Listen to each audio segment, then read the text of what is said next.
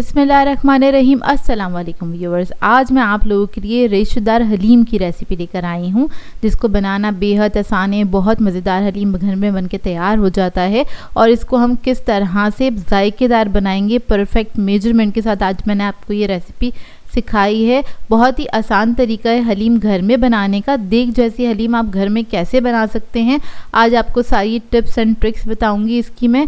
और रेशा किस तरह से आप निकाल सकते हैं, जैसे कि देग वाली हलीम में रेशा नज़र आता है, उसी तरीके से मैंने आपको ये बनाना बताई है हलीम, और बहुत ही आसान तरीके से, ताकि इसको हर कोई फॉलो कर सके। इस रेसिपी को देख के आप फ़ौरन से ये हलीम की रेसिपी बना लेंगे, क्योंकि ये बनती इतनी आसान है और बेहद जायकेदार बन के तैयार होती है। तो इस वीडियो को लास्ट तक ज़रूर देखिएगा। अगर आप मेरे चैनल पर नए हैं तो मेरे चैनल को सब्सक्राइब करें, साथ साथ ऑल नोटिफिकेशन को क्लिक करें। इससे आने वाली मेरी हर नई वीडियो की नोटिफिकेशन आपको सबसे पहले मिलेगी। वीडियो अच्छी लगे तो लाइक एंड शेयर करना ना भूलें। तो चलिए आइए वीडियो स्टार्ट करते हैं। तो सबसे पहले हम दालें देख लेते हैं। तो यहाँ पर मैंने चने की दाल ली है 1/4 कप के बराबर। माश की दाल ले लेंगे 1/4 कप। मूंग की दाल ले लेंगे 1/4 कप। मसूर की दाल ले लेंगे 1/4 कप। चावल ऐड करेंगे इसमें 1/4 कप के बराबर। इधर मैंने लिया है दलिया, जौ का दलिया है आधा कप के बराबर। दलिये से बनाएंगे तो हलीम बहुत कम वक्त में बनके तैयार होगी, ज़्यादा टाइम नहीं लगेगा इसको बनने में। गेहूं का दलिया ले लिया है आधा कप के बराबर। अब ये सारी दालें और दलिया ले लेंगे, इसको मिक्स करेंगे अच्छी तरीके से। इसको 3 पानी से अच्छी तरीके से धो लेंगे। इसके अंदर काफ़ी ज़्यादा मिट्टी होती है, उसको निकाल लेना है। फिर उसके बाद इसको जब हम पानी में भिगोएंगे तब क्या करेंगे, इसके अंदर हल्दी ऐड कर देंगे 1 टीस्पून के बराबर। इसको मिक्स करेंगे और इसको तकरीबन आधे 1 घंटे के लिए रख देंगे सोक करने के लिए। अब एक पैन ले लेंगे, इसमें ऐड करेंगे आधा कप के बराबर घी। इसको हल्का सा गर्म होने देंगे। फिर हम इसके अंदर प्याज ऐड कर देंगे। ये 4 अदद प्याज है, इसको मैंने स्लाइसेस में कट कर लिया था। प्याज को हमें गोल्डन ब्राउन करना है, फ्राई करना है बेसिकली प्याज को। तो देखिए प्याज हमारी फ्राई हो चुकी है। अब हम क्या करेंगे, एक प्रेशर कुकर ले लेंगे, उसके ऊपर छन्ना रखेंगे और प्याज को छान लेंगे। बेसिकली इसका हमें घी चाहिए और प्याज भी हमें फ्राई करनी थी, तो प्याज हमने पहले से फ्राई कर ली है, ये लास्ट में हम इस्तेमाल करेंगे हलीम के ऊपर। अभी जो घी गरम है इसके अंदर हम ऐड कर देंगे लहसुन अदरक का पेस्ट 1.5 टेबल स्पून के बराबर। इसको हल्का सा फ्राई कर लेंगे। फिर हम इसके अंदर ऐड करेंगे बीफ का गोश्त, ले रही हूँ मैं इधर आधा किलो के बराबर। बोनलेस है ये और बड़ी बड़ी बोटियाँ हैं इसकी। इसको हल्का सा फ्राई करेंगे।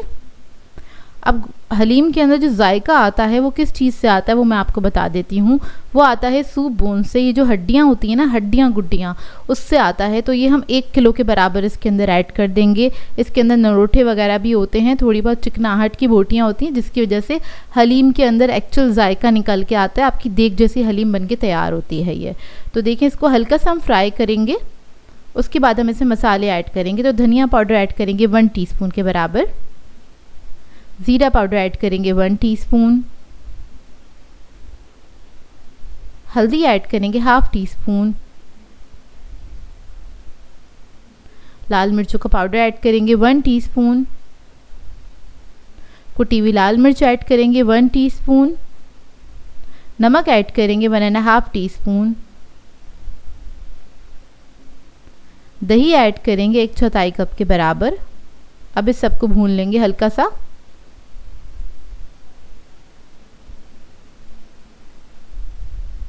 तो ये देखिए इसको मैंने भून लिया है।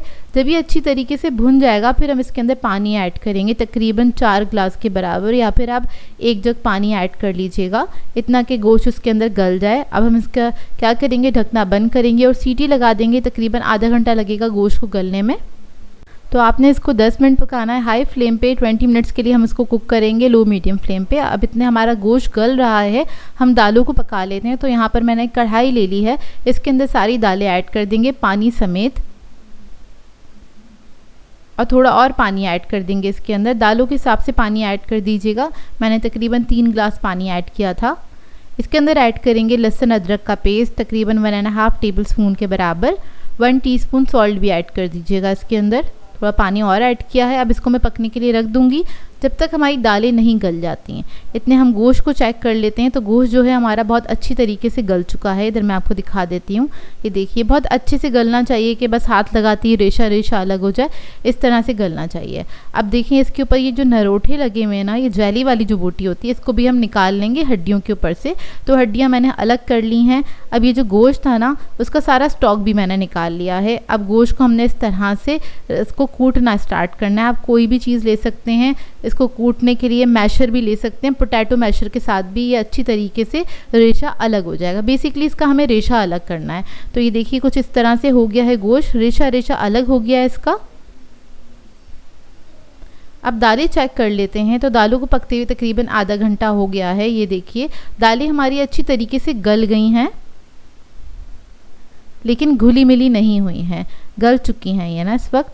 अब हम क्या करेंगे, इसको भी हम घोटना स्टार्ट करेंगे। तो मैंने इसको 10 मिनट और पकाया था, उसके बाद इसको मैंने घोटना स्टार्ट किया था।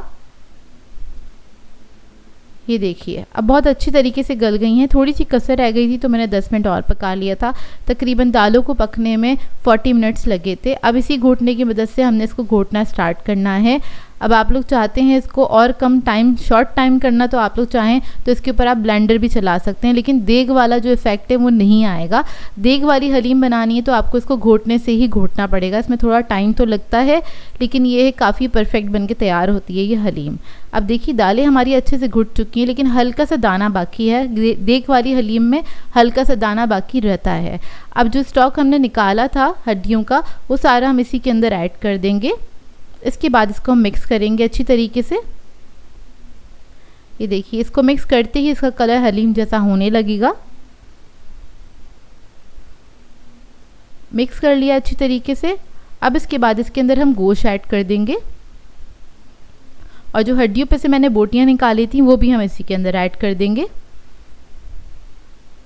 और हलीम बनाएं तो सिर्फ गोश्त के साथ ही बनाइएगा, उसमें हड्डियां ज़रूर ऐड कीजिएगा, क्योंकि हड्डियों का अपना एक स्टॉक निकलता है, और जो उसके जो स्टॉक होता है ना, उसी के अंदर सारा जायका होता है। आपको पता ही होगा कितना अच्छा, जैसे कि हम पाए वगैरह बनाते हैं, कितने अच्छे जायकेदार बन के तैयार होते हैं। तो ये हड्डियों की वजह से इसके अंदर जायका आता है हलीम के अंदर, जो कि बहुत ही बेहतरीन और परफेक्ट हलीम बन के तैयार होती है। तो देखें इसको मैंने मिक्स कर लिया। अब इसके बाद हम इसको घोटना स्टार्ट करेंगे। इधर मैंने थोड़ा सा पानी ऐड करा है, क्योंकि हलीम हमारा ना काफ़ी थिक हो गया था, और गोश्त ऐड करने के बाद भी आपने इसको 15 से 20 मिनट पकाना होता है, ताकि गोश्त जो है वो अच्छी तरीके से दालों के अंदर मिक्स हो जाए ना। तो इसको आपने पकाना होता है। तो देखिए इसको मैंने मिक्स किया। अब घोटने की मदद से मैं इसको घोटती रहूँगी। थोड़ी थोड़ी देर के बाद आपने इसको घोटते रहना है। यहाँ पर मैंने इसको 5 मिनट तक कुक किया था, उसके बाद मैंने इसको घोटना स्टार्ट किया था। तो देखिए जैसे आप इसको घोटना स्टार्ट करेंगे तो इसका रेशा जो है ना मिक्स हो जाएगा दालों के साथ, और ये आपका रेशेदार हलीम पक के तैयार हो जाएगा। अब आपने इसको तकरीबन 15 से 20 मिनट अच्छी तरीके से घोटना है, उसके बाद आपका ये हलीम रेडी हो जाएगा। तो देखिए हलीम जो है हमारा अच्छे से रेडी हो गया है। लास्ट में हम ऐड करेंगे गरम मसाला, जायफल जावित्री का पाउडर ऐड करेंगे, और इसको मिक्स कर लेंगे अच्छी तरीके से। तो ये हमारा परफेक्ट हलीम रेडी हो गया है, बिल्कुल देग स्टाइल का। आप लोग इस रेसिपी को ज़रूर बनाइएगा। बहुत आसान सी रेसिपी है, हर कोई इसको फॉलो कर सकता है, और ये बहुत जल्दी भी बन के तैयार हो जाती है, क्योंकि इधर हमने प्रेशर कुकर का इस्तेमाल किया है, और दालें भी हमने बहुत जल्दी से पका ली थी। तो अब हम इसको सर्व कर लेते हैं, और आपको इसको देखने से ही अंदाज़ा हो रहा कितना रेशेदार परफेक्ट हलीम बन के तैयार हुआ है ये।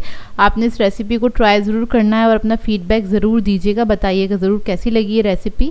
अच्छा, इसको सर्व करते हुए आपने हरी मिर्चें, अदरक, तली हुई हुई प्याज और लेमन के साथ आपने इसको सर्व करना। साथ साथ चाट मसाला भी ऐड कर सकते हैं अगर आपको पसंद है तो। वैसे ज़रूरत नहीं पड़ेगी, क्योंकि परफेक्ट मसाले थे इसके अंदर, परफेक्ट मेजरमेंट के साथ बनी हुई है ये हलीम। और ये देखिए हमारी प्लेट रेडी हो गई है। अब मैं आपको इसको खा के दिखाती हूँ। करीब से इसका लुक आप लोगों को देखने से अंदाज़ा हो जाएगा। ये देखिए, और कितने अच्छे इसके रेशे निकल कर आए हैं, और ये बिल्कुल देग जैसी हलीम बन के तैयार होती है। आप किसी को भी सर्व करेंगे, कोई यकीन ही नहीं करेगा कि आपने ये घर में ही बनाई है। आई होप आपको ये रेसिपी अच्छी लगी हो।